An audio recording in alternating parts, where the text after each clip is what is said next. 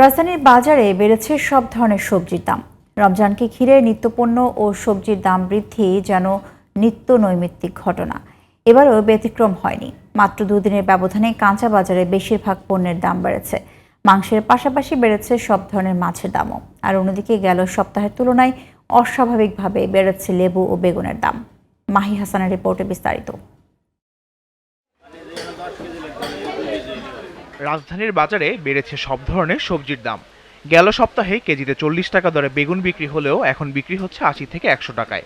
সপ্তাহখানেক আগে লেবুর হালে 30 টাকা থাকলেও শনিবার এক পিস লেবু কিনতেই গুনতে হচ্ছে 20 টাকা। শসা 50-60 টাকা, হাইব্রিডগুলো আর দেশিগুলো 80 থেকে 90 টাকা। টমেটোর দাম কিছু বাড়ছে আগের থেকে, আর বেগুনের দাম কিছু বাড়ছে। লেবু বড় হয়েছে কি 80 টাকা, আর যেটা মাঝারি সাইজ এটা হয়েছে কি আপনার 60 টাকা। মাছের দামও বেড়েছে পাল্লা দিয়ে। চিংড়ি, কই, রুই, তেলাপিয়া সহ সব মাছই কেজিতে বেড়েছে 30 টাকা।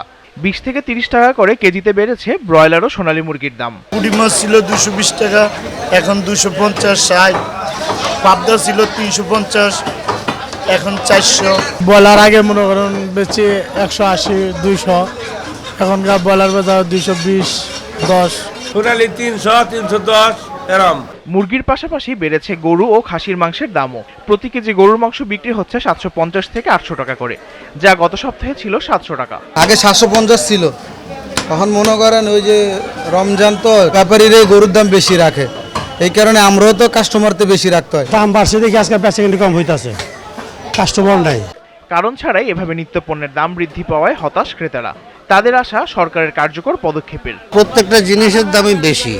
ওরা মনে হয় ওরা রমজান মাসেই শুধু ব্যবসা করবে, আর প্রতি রমজানে যেটা বাড়ে সেটা কিন্তু আর পরে কমে না। প্রতি বছর আসলে তো দাম একটু বেড়ে যায়, এখানে এই বছরও আগের মতোই দাম বেড়ে গেছে। রোজা সামনে উপলক্ষে আমাদের দাম একটু কমানো উচিত, আর দাম যদি কমানো হয় তাহলে আমরা সুন্দরভাবে রোজা মাসটা আমরা সুন্দরভাবে চলতে পারবো। রমজান আসলেই জিনিসপত্রের দাম বৃদ্ধির যে প্রবণতা, এ থেকে মুক্তি চান ক্রেতারা। Mahi Hasan, DTV news, Dhaka.